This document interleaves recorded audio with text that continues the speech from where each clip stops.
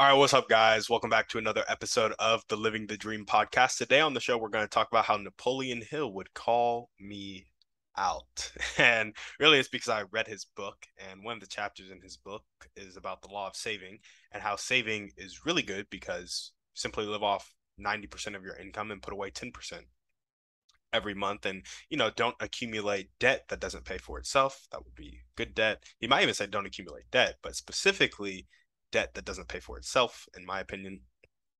And I've been doing stuff where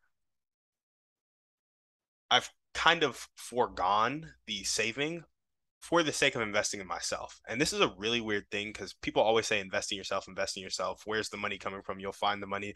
But, you know, I don't know if it's the most intelligent thing to just invest in yourself when you don't have the money. Sometimes you need that, but other times you need to invest in yourself in other ways, like showing up consistently or networking consistently or doing any action consistently. Like invest your time, your energy, your efforts in yourself before you bankrupt yourself buying courses and other stuff and then you don't see success because you're not an action taker. So, what are we talking about today? We're talking about saving and just how it's important in your journey to success as an entrepreneur. I am big on risk tolerance. Like, I think I have a fairly large risk tolerance. I think I have a fairly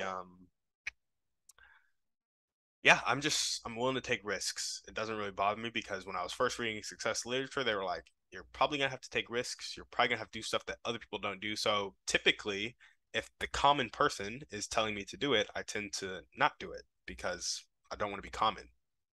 However, saving is simply a success principle. Like if you don't know how to hold on to your money as it comes in, it doesn't matter how much you scale.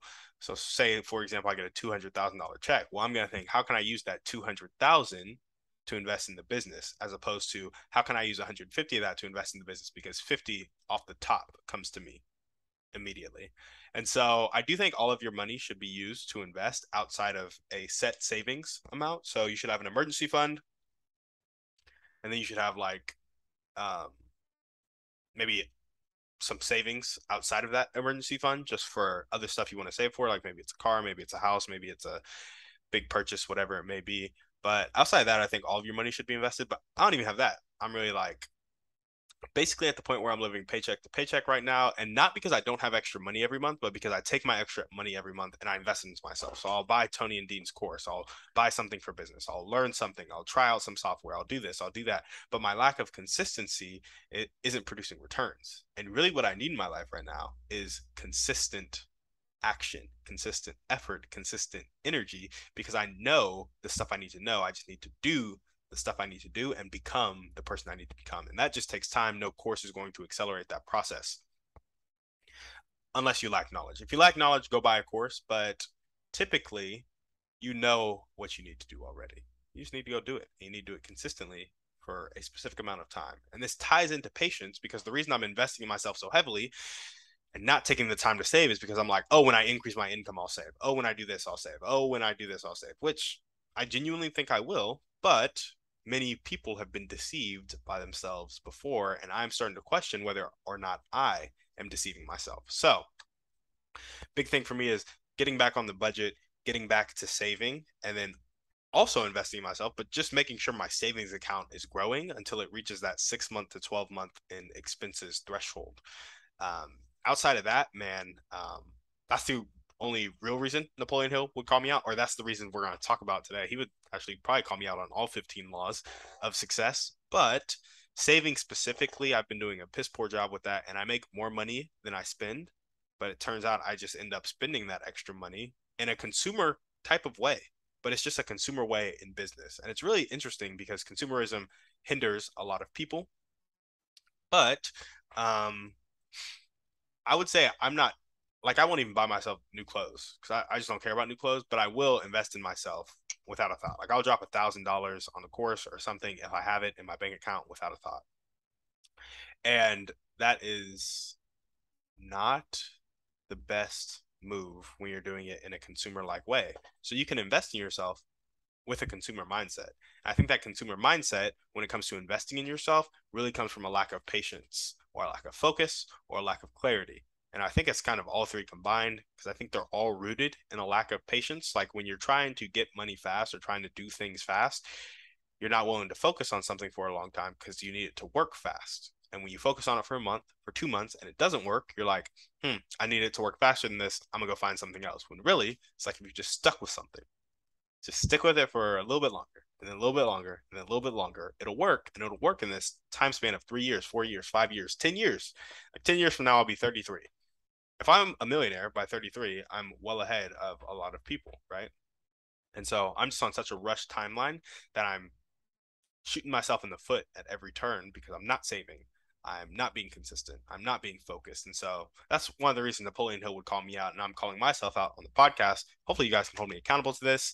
I know my fiance will definitely hold me accountable to this, but it was just something I wanted to let you guys know. Like, your consumer mindset can go into good things and ruin good things. For example, investing in yourself is a good thing, but when you do it with a consumer mindset and you're not diligent with your action and your focus, it becomes a bad thing. So, what is it?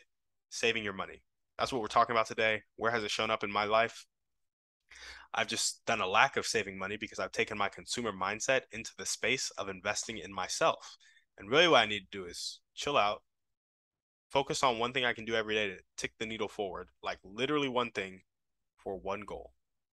And then I need to do that thing. And that thing should probably be free for me. If it's not free, I probably shouldn't do it. So that's really what I wanted to come up and talk about today. Where do I want it to show up in my life? Really, I want to be saving and investing 50% of my active income, which means I would need to greatly increase my active income. Not that much, actually. I would really only have to make $10,000 a month to save and invest 50%.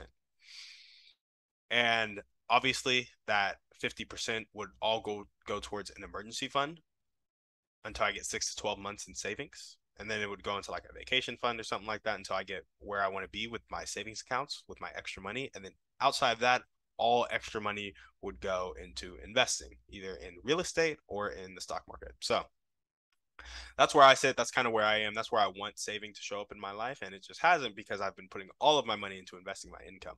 But really, what I should do is just find a way to live off approximately $1,900 a month and save $1,900 a month. That would also put me ahead of the curve. However, living expenses in Austin can be kind of steep. I have some debt I need to pay off. So living off 1,900 a month is kind of hard. And I am of the mindset that instead of figuring out how to budget and cut costs, you should just increase your income, which is partly why I've been spending how I've been spending. And so there are some beliefs in me that are conflicting right now. However, it is important to save, even if you put $1 away every month.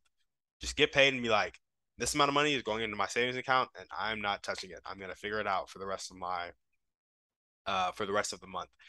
I think that is an important habit to have because it's just the habit of paying yourself, holding on to money, and then when you hold on to money, you realize that you're worth more money because like I have 5,000 in the bank account. I don't need to put up with this. I have 50,000 in the bank account. I don't need to put up with this. I have 500,000 in the bank account. I don't need to put up with this. And it just gives you options. And when opportunities come your way, you can invest in them, as Napoleon Hill talks about in his book. So how can you apply it to your life? Every time you get paid, take out a percentage of your income. Take out $1, take out $5, take out $10, take out 10%, take out 30%. Wherever you are in your life, get a budget, get really firm on the money coming in and the money coming out because your life is kind of like a business. And if you want to get good at entrepreneurship, like I've heard people say that if you can't take care of your personal finances, why would I trust you to take care of the finances of a business? And it's because the cash flow is the same. You have inputs that are bringing money in and you have outputs that are taking money out. And you need to have your inputs greater than your outputs because that produces cash flow. And you take that cash flow and you reinvest it to improve the business, just like you take that cash flow in your life and you reinvest it to improve your life. So, first thing you need is cash flow. If you don't have cash flow, you need to either cut expenses or increase income or both. So, that's how you can apply it to your life. Get an idea of your budget. If you are spending more than you're making right now, cut that out and realize that you're like, I should have this amount left over every month. And you should know what happens with that amount every month. I've been lazy with my budget just because I've been neglectful and I've been wanting to invest in myself without complaining about it. And I think there's merit to that. But there's more merit to taking action once you invest in yourself. And maybe invest in yourself with books instead of courses. For example, if I read 10 books on real estate underwriting, I won't have to buy a $3,000 course on real estate underwriting. And if I read those 10 books and go underwrite 500 real estate properties and ask two people to look over every property I underwrite, I'll probably be pretty experienced. I'll be able to say, hey, I've underwritten 500 properties and this is how I know how to do this thing. So apply it to your life by getting a budget, living below your means, saving and investing the rest, and just getting your financial situation straight. Because there are probably some beliefs about money you have to work through, because I know there are for me, at the same time, right? And so on the one hand, it's like money is abundant, and on the other hand, it's like I should be responsible with it.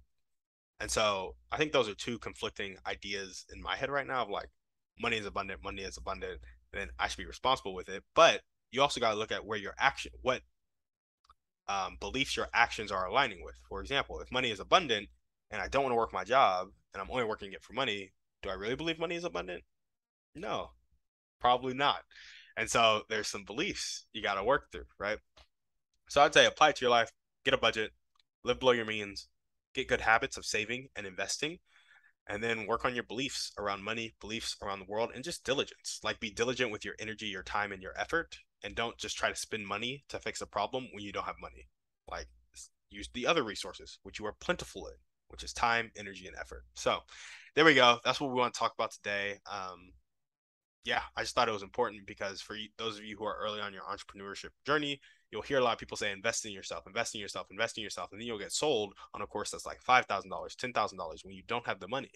And if you don't have the money, it might be wise for you to not spend the money because if that course is going to make you money in the next 90 days, 60 days, 30 days, it's probably not worth it because there are other ways you can invest in yourself and decrease your stress. Of course, this all comes down to risk tolerance. I'm not saying one way is good, one way is bad. Like I've been doing it one way.